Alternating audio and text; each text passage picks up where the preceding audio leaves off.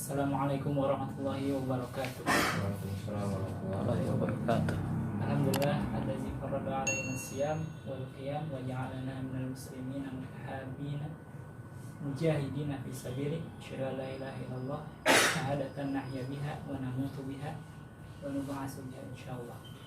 Teman-teman yang dirahmati Allah Subhanahu wa taala, melanjutkan ngaji buku Malik bin Nabi kita, buku Syurutun Nahdoh, syarat-syarat kebangkitan.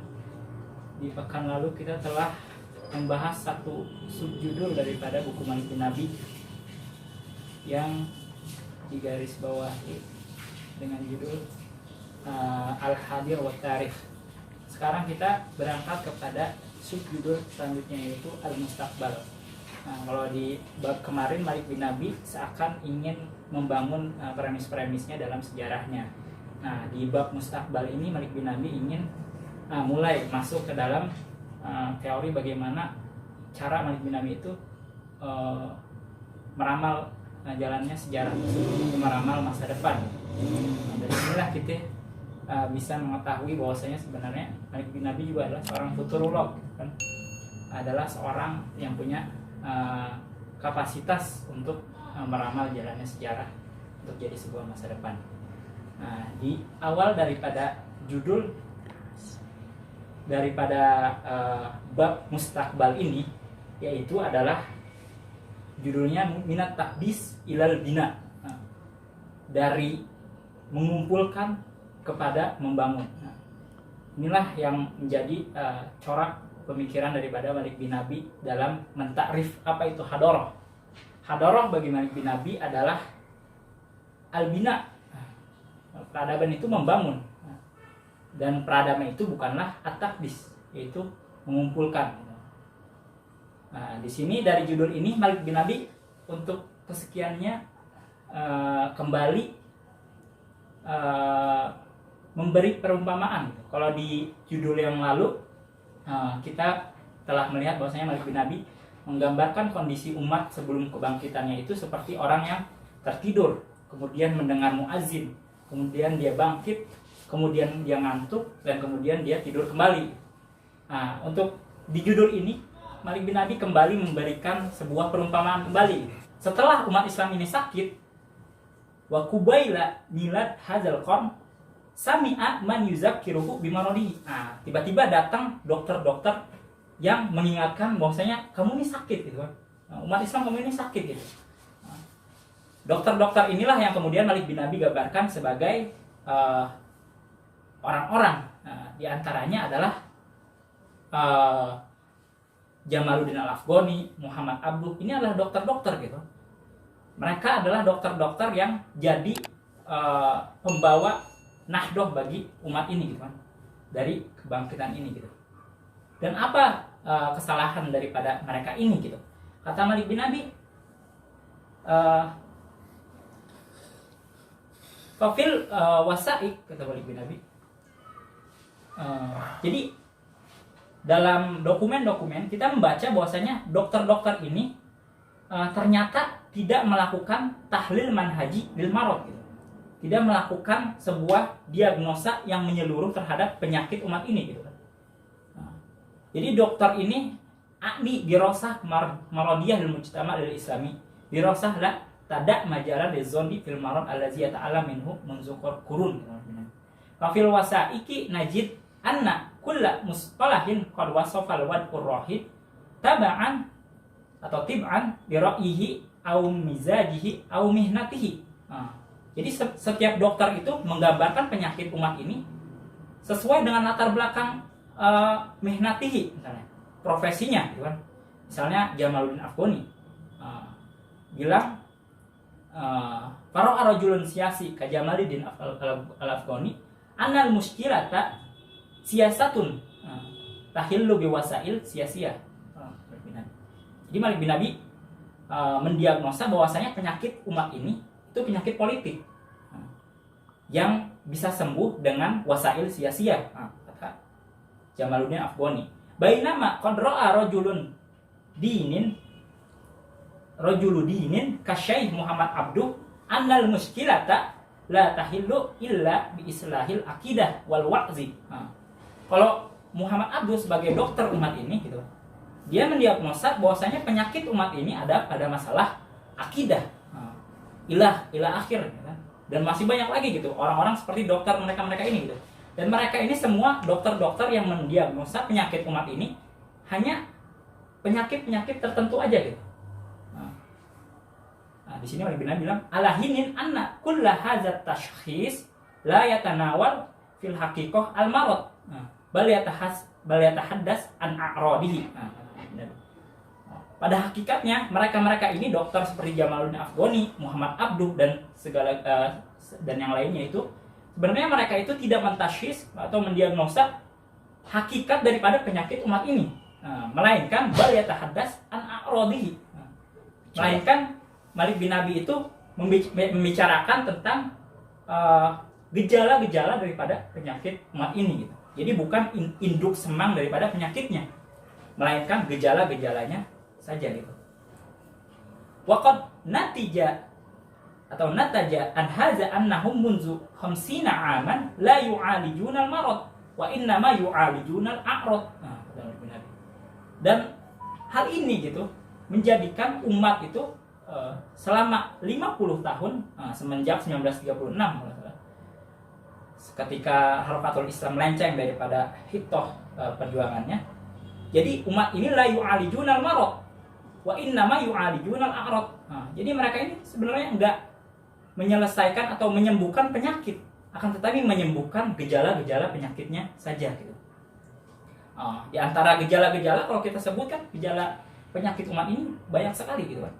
Jadi umpamanya seperti waqad kanat an-natijah qaribah min tilkal lati yahsulu 'alaiha tabibun yuwajihu halah marid bisal al-jarsumi fala yahtamu bi mukafahatil jarasim wa innama yahtamu bi haijan al-huma indal marid.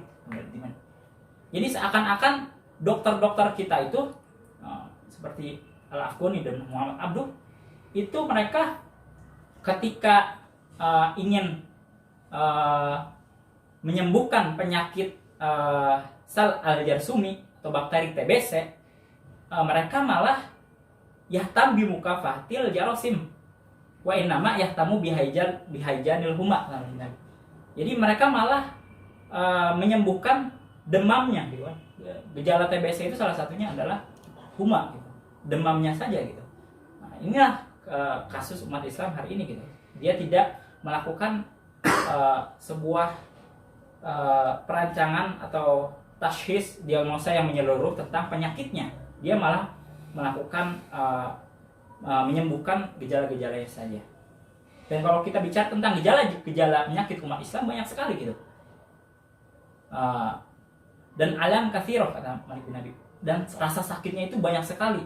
Di antara gejalanya misalnya istigmar, ummiyah, penjajahan, buta huruf, literasi gitu. Minal kasah al-aqli gitu kan.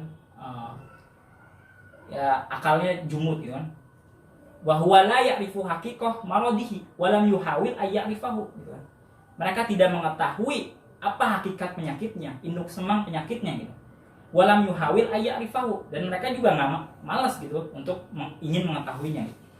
Bal kullu ma fil amri annahu sya'ara bil alam. Akan tetapi mereka tuh merasa sakit gitu. Tapi sakitnya itu mereka biarkan saja gitu.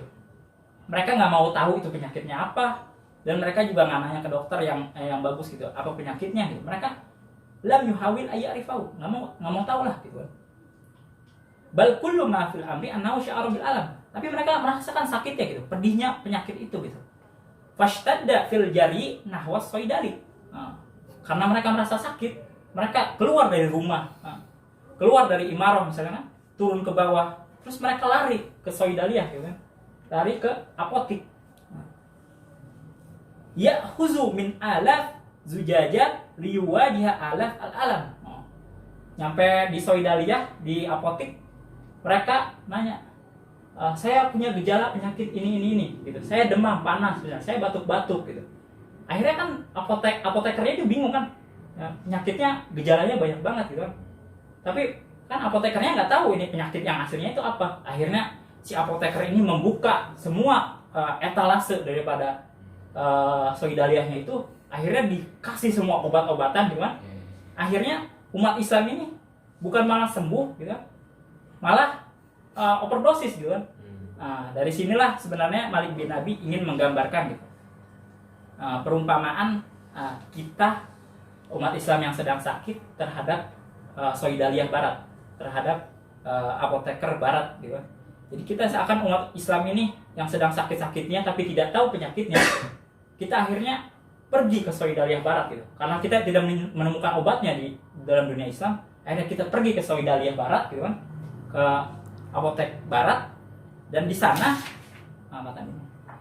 hadza sya'nul alam islami innahu dakhala ila Soidaliyah al-hadarah al-gharbiyah taliban asyifa walakin min ayyi marad. Jadi mereka pergi ke apotik peradaban barat taliban asyifa. Mereka pengen minta obat tuh, pengen beli obat. Walakin min ayyi marad gitu kan. Penyakitnya itu apa gitu kan? Enggak tahu. Mereka nggak tahu penyakitnya itu apa gitu. Wa bi ayyi dawa, dan obatnya apa? Wa badahi annana la na'rifu syai'an an muddah ilaj kahakaza. Dan ma'ruf gitu. Kalau kita nggak tahu penyakitnya itu apa, dan obatnya itu yang dikasih oleh apotekernya itu apa aja gitu kan obatnya, karena apotekernya juga nggak tahu penyakit itu apa.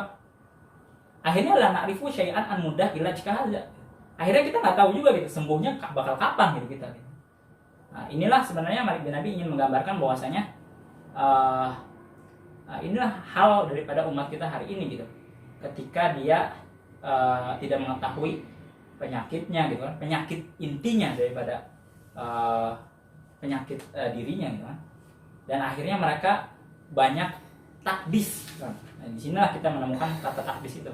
Akhirnya mereka mengumpulkan apa saja yang ada di apotek barat itu tanpa menyeleksinya apa aja gitu kan, yang baik bagi dia untuk menyembuhkan penyakitnya gitu. Jadi seakan muslim yang sakit ini minta obat impor dari barat, impor itu baik kan, tapi kalau nggak tahu apa yang mesti diimpor, itulah yang keliru gitu kan. Kita ketahui bahwasanya istirot itu kan adalah bagian daripada cara Islam mukafah kemiskinan kan, cara memerangi kemiskinan dan segala macam. Itu adalah salah satu wasail impor tuh kan.